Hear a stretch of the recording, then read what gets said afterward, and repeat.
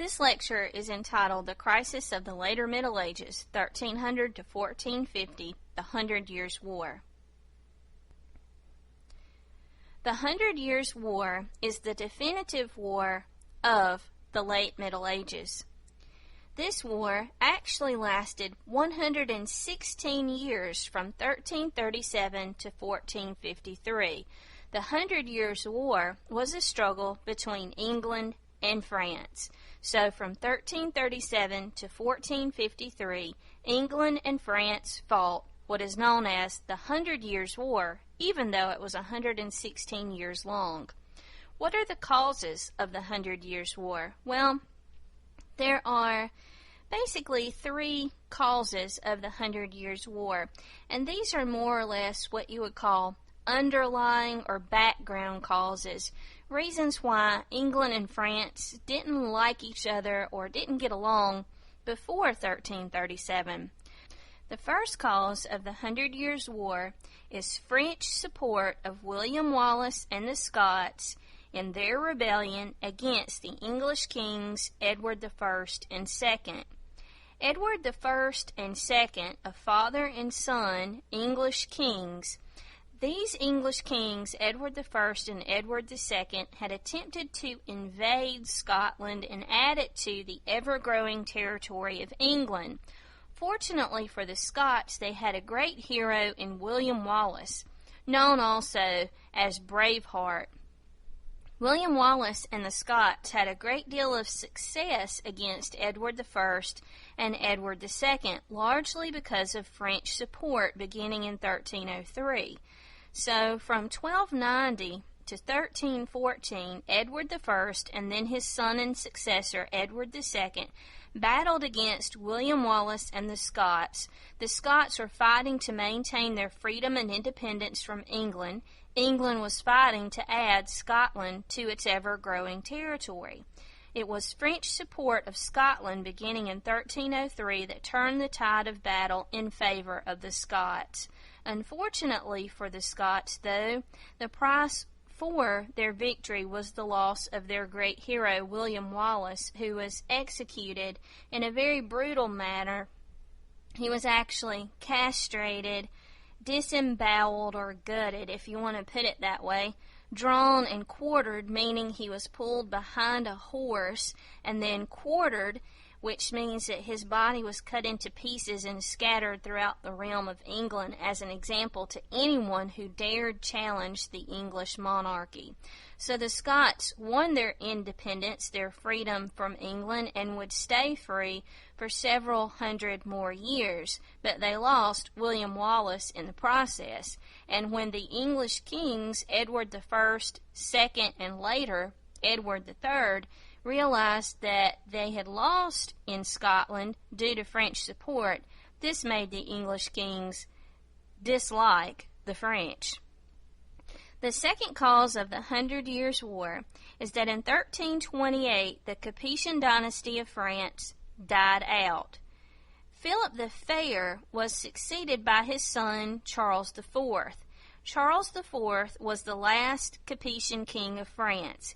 He died in 1328 childless, without a direct heir, meaning without a son. Historians have pointed out, however, that the throne of France could have passed to Charles IV's sister, Isabella, a French princess. The problem, however, was that Isabella was married to King Edward II of England. This meant that Isabella was the Queen of England and a French princess. What the French are afraid of here is that if they allowed Charles IV to be succeeded by his sister, Queen Isabella of England, France would become a province of the English king, Edward II. So the French react quickly, and they pass a law that says no woman can rule France. The French here are a bit chauvinistic in that they do not believe in having a female ruler. Now, it is true that kings have queens in this period. Obviously, they're married and their wives are called queens, but the queen has little more than a ceremonial purpose at this point. So to leave France to a queen would be distasteful to the French. It's not something that they're comfortable with, especially when this woman is the current reigning queen of England, and her husband, Edward II, would surely move to take over France. Historians point out that Charles IV could have left the throne of France to Isabella's son, also named Edward, but the French did not like this idea either, so they quickly enacted a law that said that no son could claim the throne of France through his mother. This was an attempt to wipe out Edward as a possibility for the French king. Now, of course, the logic here is still the same. If Edward, who becomes Edward III of England, becomes the King of England later and King of France through his mother, then England and France would be united. So Edward III is denied the right to the French crown. He was a nephew of Charles IV and would have been a grandnephew of Philip the Fair. So if we think about what has happened here, Charles IV dies without what the French would consider to be a legitimate heir. He has no son. There are two possibilities: Queen Isabella of England and her son Edward, who becomes later Edward III, King of England from 1327 to 1377. Neither of these was a real legitimate possibility in the eyes of the French, so they ignore the claims of Isabella and her son Edward, and they choose a high-ranking noble to be the new King of France. His name is Philip Valois, who takes the title Philip VI, King of France from 1328 to 1350. Now, how is this a cause of the 100 Years' War? Well, essentially, the English are turned against the French because they feel that Edward III had been denied the right to the French crown. Many English felt that Edward III had a more legitimate claim than this outsider Philip VI, and they would have been right. The third cause of the 100 Years' War is the French territory Aquitaine and Gascony. Since 1259, with the Treaty of Paris, English kings had been marrying French princesses, and with these French princesses came the gift of land in their dowries of French territories called Aquitaine and Gascony. When the English kings accepted a French bride, they also were given the land of Aquitaine and Gascony. They swore for this French land that they would be vassals or servants to the French king in those territories. So essentially, the French and English kings are on the same level or rung of the social ladder. But in Aquitaine and Gascony, the English king, because he's married a French bride or a French princess, is supposed to take orders from the French king. For example, the English king is responsible for raising taxes in the French territories of Aquitaine and Gascony, but the English king who raises these taxes in Aquitaine and Gascony cannot use the money for his own benefit. As a vassal of the French king in Aquitaine and Gascony, he has to send that tax money to the French king. Obviously, this is a situation that doesn't work and is going to lead to rivalry. In 1329, King Edward III of England paid homage for Aquitaine. In other words, he told Philip VI, Valois, he told Philip, "I will pay you homage, I will give you loyalty and service in Aquitaine." And he does this in 1329. It's what he's required to do. Philip's response is that he invades Aquitaine in 1337.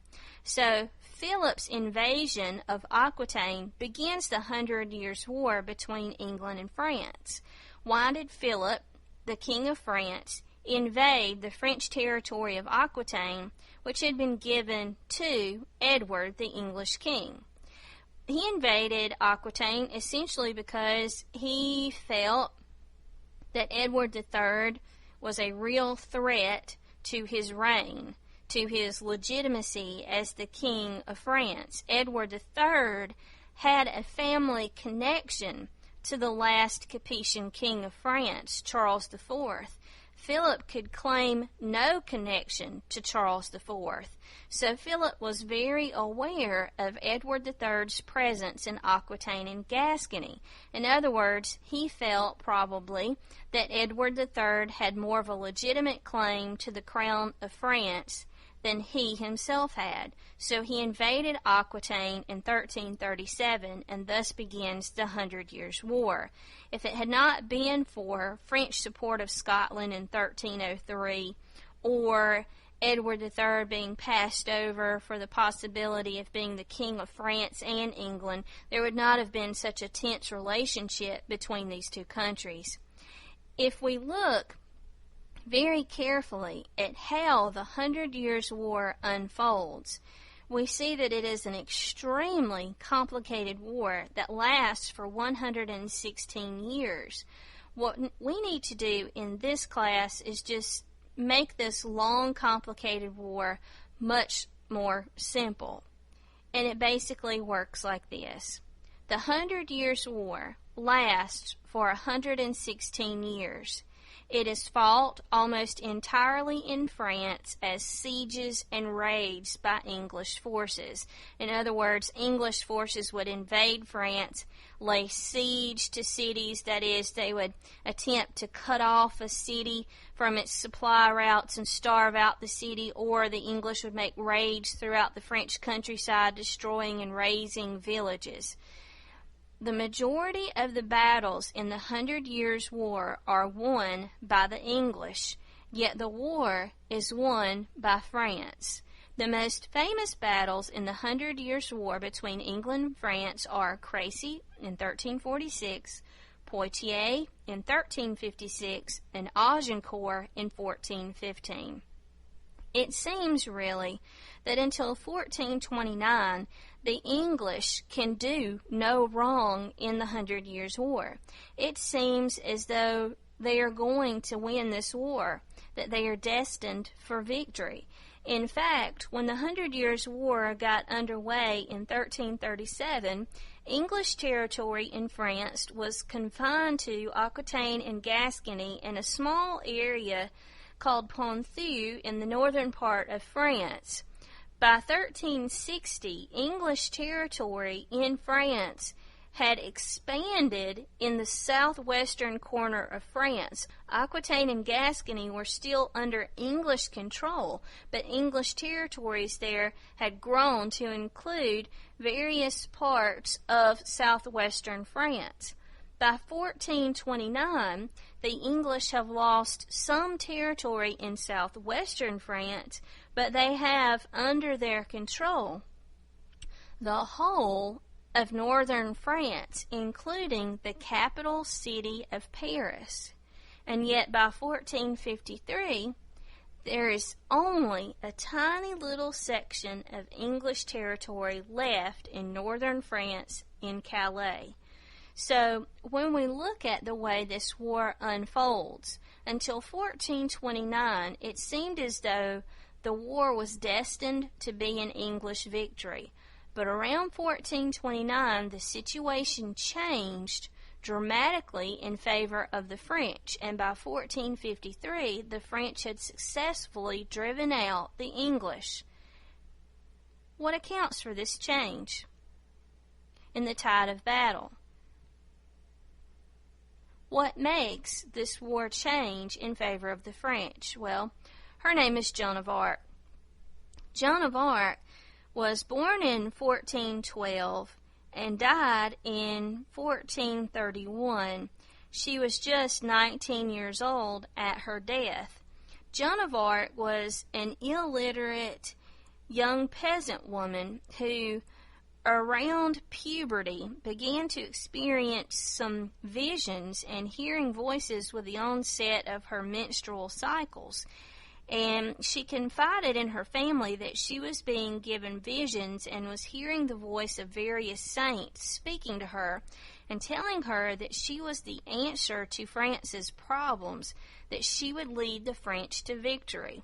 Well, this is craziness right here because, first of all, she's a girl. There are no women in the army. Nobody's ever heard of anything like this, you know. She's a peasant. She's poor. She's illiterate. You know, this is just really far out there. But there was something about Joan that convinced people of her conviction that there was something special about her. So when she confided in her family her visions and hearing these voices, rather than them saying, oh, you're being silly, you're being a silly girl, this is stupid and crazy, they said, you know, maybe there's something to it. You should seek out the would-be king of France and tell him about your visions and that you are the answer to France's prayers. Well, the would-be king at this point is a man named Charles VII, or if he becomes the king of France, he will be Charles VII. We call him the would-be king, or as the French call it, the Dauphin. The Dauphin is the next in line to be king. The problem for Charles at this point, the reason why he's not the king, is because Paris is under the control of the English, and according to French tradition and history, a French king was not a king until he was coronated in Paris. So Charles VII, the Dauphin, is acting as king, though he has not been officially coronated. He can't get to Paris because it's under English control. Instead, he had what we call a mobile or roaming court. He was moving from place to place continually as the English drew closer and closer to him. So Joan of Arc, in 1429, seeks out the Dauphin. She rides on horseback throughout the French countryside, asking people as she travels along, have you seen the court of the Dauphin? Which way did he go? And eventually she finds his mobile court. And when she arrives at his campsite, she presents herself. And the advisors, of course, to the Dauphin refuse to let this crazy young woman in to see their king. They think she could be some sort of fraud or assassin or who knows. This is just craziness for a young girl to be speaking such things. So to make sure that she was legitimate, they put her through a series of tests before they will allow her to see the Dauphin, and these were Bible tests, actually. You have to remember that Joan is illiterate. So how in the world could she pass a Bible test, and why are they giving her a Bible test anyway? Well, their logic is if she's hearing voices from the saints and God is sending her visions, that she must be truly religious because God wouldn't speak to some sort of heathen. And they figure she must have a good knowledge of the Bible to be chosen by God. So they give her an oral test, which she passes with flying colors. She knew the Bible backwards and forwards from attending Mass. So her final test was to pick out the Dauphin in the crowded tent that was, for the moment, his court. Now, what this means is she's got to pick him out from all of the people in that crowd. She has to go up to him and bow and curtsy like one does to a king. This may not sound like a test to you, but what you have to remember is that there are no newspapers or television or any of that kind of stuff at this point. So how would she know the Dauphin? Well, the logic of these advisors is if Joan is having visions, she has seen the Dauphin in these visions. If she's legitimate, she will be able to recognize him out of a crowd, or the voices of the saints will tell her who he is. So everyone watched in amazement as Joan quickly walked right up to the Dauphin and bowed to him and called him the King of France. Charles was sufficiently impressed and met with Joan in private, and when they returned from their private meeting, everyone gathered there was shocked, amazed, dumbfounded when Charles VII said that he was giving full command of the French army to Joan of Arc, an illiterate peasant girl. This just shows you at this point how completely and totally desperate the French were for some kind of answer to their problems. At this point, they're so desperate, they're willing to try anything. So, command of the French army is given to Joan of Arc. Now, as you can imagine, the French knights do not take well to a young teenage girl giving them orders and commands. They think this is some sort of a joke, that Charles has lost his mind, that they'll never win now, that this is ridiculous. But Joan quickly proves herself. She shaves her head, gets rid of her long, beautiful hair, and from this point forward, for the rest of her life, will dress as a French knight in full body armor. She puts on her helmet, gets on a horse, and rides into battle right alongside the French knights. She proves her worth and merit in the first battle.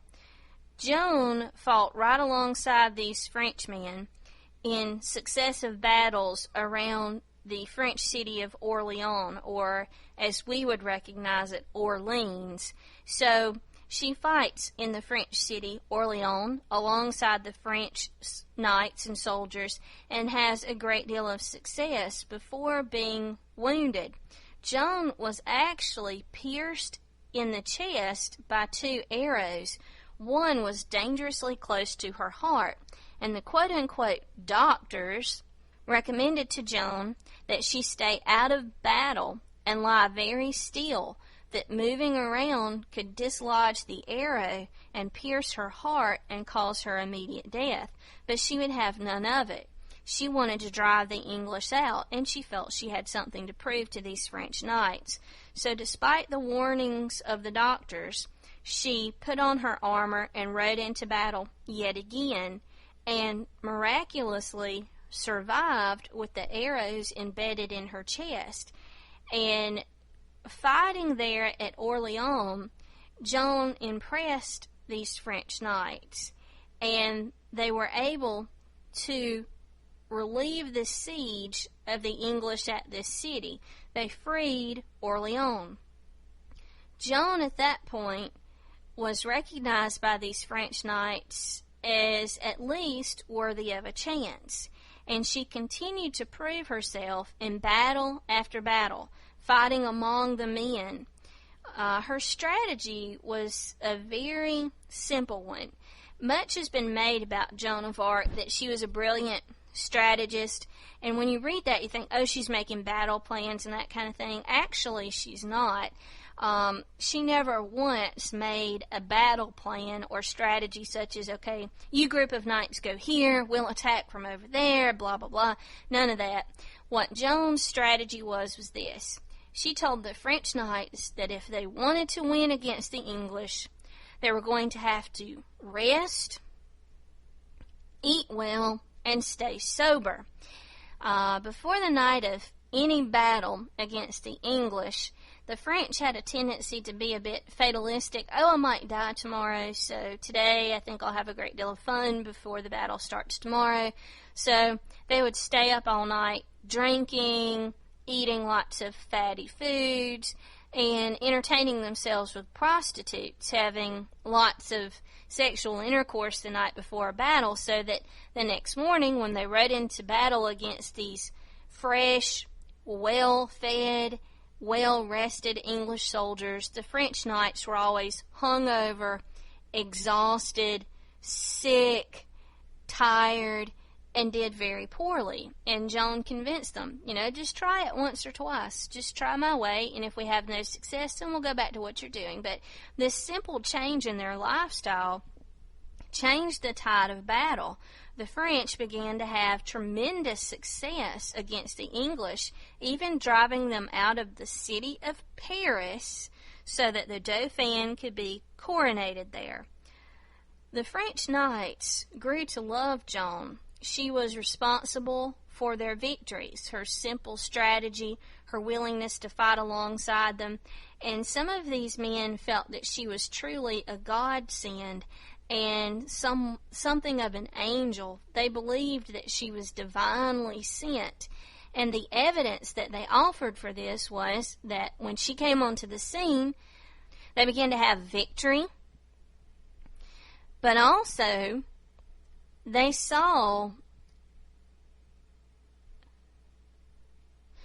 began to have victory, but they also had the opportunity to see Joan changing in and out of her armor. They had seen her bare-breasted, and many of the men said that, gosh, well, they looked upon her and thought that she was beautiful. It was like looking at the body of an angel, and they felt no lustful stirrings for her, and that this had to be proof that she was divine. They also talked about how Joan had ceased to have menstrual cycles while leading the French knights. And the French made a big deal out of this. You know, this is proof that she's divinely sent. Since biblical times, men had a tendency to look at women as being dirty and unclean because of menstruation and childbirth. So when this stopped for Joan, they thought, oh, this is further proof that she's divine and angelic, and I'll just simply tell you that's not true at all. We know today that women who are under a great deal of stress and anxiety, or who are extremely physically active, like endurance athletes, which is what Joan is, sometimes see the cessation of their menstrual cycles because of their physical activity and their emotional state. But whatever the reasons, the French knights recognized in Joan that she was very special and responsible for changing the tide of battle in their favor. Unfortunately for Joan, the 100 Years' War was also a civil war. Now let me just say here, so far we have talked about the 100 Years' War as an international war between England and France. What I have not told you to this point is that in France, the 100 Years' War was also a civil war between the Orleanists, these are French people who supported France, and Burgundians, these were French people who supported the English. Where would we find Burgundians? Well, that would be in Aquitaine, Gascony, and around the area of Flanders, Ponthieu, and Calais.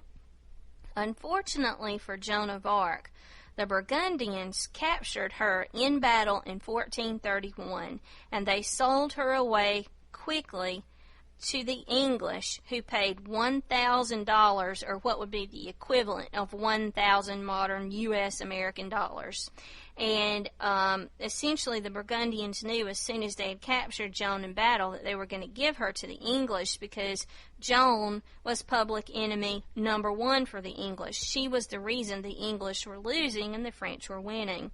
So the Burgundians handed her over to the English, and the English quickly put Joan of Arc on trial for witchcraft and heresy. Their logic was that God and the saints would certainly not speak to a French woman. They would speak to an English person. If anybody was going to be singled out, it would have to be an English person, because the English had been winning to this point. It certainly would not be some illiterate peasant girl. It would have been a wealthy individual, man, of course. So they also have a problem with Joan in her appearance. She does not fit what a woman is supposed to be.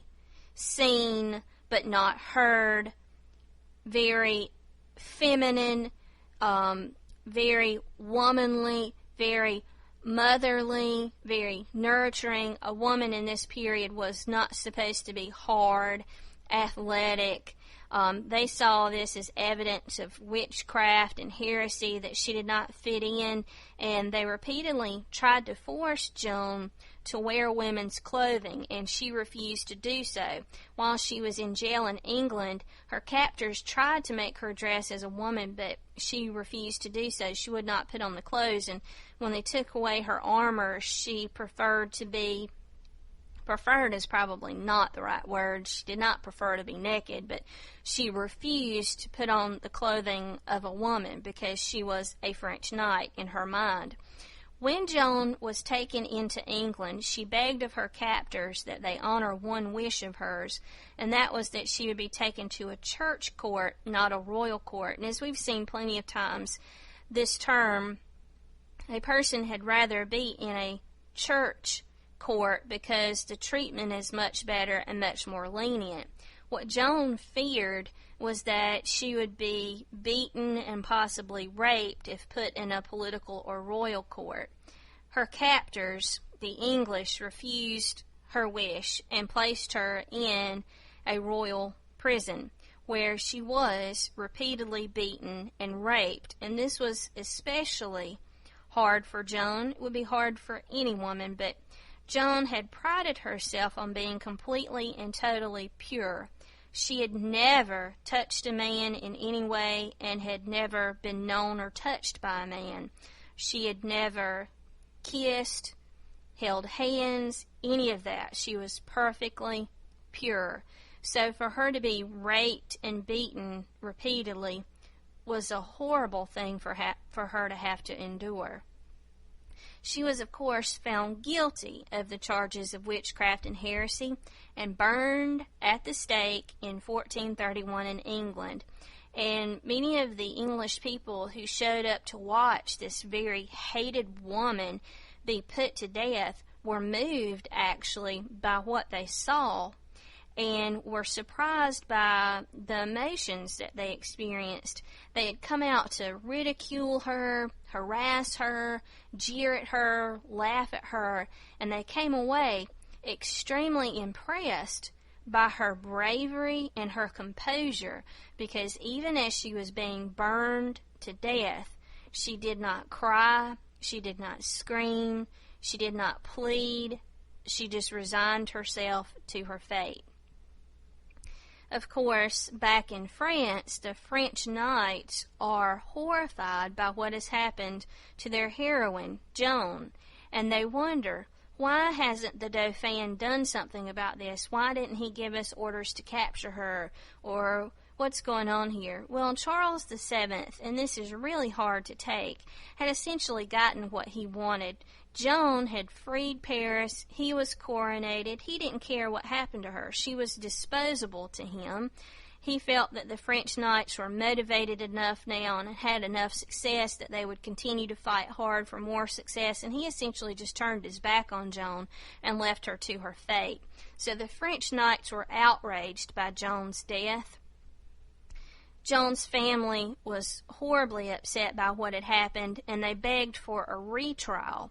And in the retrial, after Joan had already died, the English found her innocent of all charges. I mean, so what? This is too little too late, in my opinion, and probably yours too, but what Joan's family wanted for her was that her reputation would remain untarnished throughout history. They didn't want their daughter to be known as a witch or a heretic, and they got this. She was found innocent of all charges. And in 1920, the Catholic Church did an in-depth investigation into the life of Joan of Arc and concluded that her voices and visions were in fact God sent, and they proclaimed her a saint in the Roman Catholic Church. She is today the most important or patron saint of France. She is Saint Joan of Arc. If Joan had been an inspiration in life to the French knights, they were even more committed to her in death. They wanted to fight for her. So they pushed even harder against the English knights. And by 1453, the English had been defeated and driven out by the French, thanks to Joan of Arc. The results of the 100 Years' War include the following: French victory, destruction of the rural areas in France. Since this war was fought predominantly in France, many of the English raids against the countryside had had devastating impacts on France. There was a huge loss of life on both sides during the 100 Years' War due to battle deaths and epidemic diseases that were brought into France by the English, and also diseases taken from France by English knights as they returned home. We also have to add into this a new disease that had cropped up in Europe in 1348, right at the start of the 100 Years' War, called the Black Death, which is the subject of a separate lecture. The 100 Years' War also led to an outbreak of what is called fur collar crime. When the 100 Years' War ended, the English and French knights were bored with nothing to do, and as we've seen before with our discussion of the Crusades, for example, that a knight's sole purpose in life is to fight. And when he does not have a war to participate in, he gets into trouble, stirring up trouble in villages and such as that, and that happened at the end of the 100 Years' War in both England and France. Bored knights turned on their own populations. We also have the development of cannon and the end of knights as the soldiers from medieval Europe. Because the armor was so heavy in this period of the 100 Years' War, usually weighing more than 100 pounds, if a knight was not killed in battle but simply unseated, he had a difficult time remounting his horse. And so it was quite common during the 100 Years' War to look out across the battlefield and see many knights, English and French, sitting out the battle because their armor was too clunky to maneuver about in and they could not get back on their horses. By the end of the 100 Years' War, both England and France had started to employ some peasants as soldiers. This is probably in part due to Joan of Arc, who was a peasant, and they allowed these peasants to be equipped with longbows, and they found that the peasants were much more effective in fighting than the knights. And so it was decided that knights were really sort of unnecessary, and by the end of the 100 Years' War, knights were playing an ever-decreasing role in battle. Another result of the 100 Years' War is the birth of Parliament in England, a representative body of the people. England's need for money to finance the 100 Years' War led to the development of Parliament, a representative body of the people, both common and noble-ranking people, who would present on behalf of the people requests to more or less keep taxes in check and that sort of thing. So the Parliament worked with the English kings during the 100 Years' War to get money from the people while at the same time representing the people to make sure that they did not become overly taxed. And the last result of the 100 Years' War is the birth of nationalism and patriotism. It is the 100 Years' War that leads to the development of the love of country, the love of state, the willingness to fight and die for one's country. Patriotism develops in both England and France during the 100 Years' War. And this concludes our lecture on the 100 Years' War.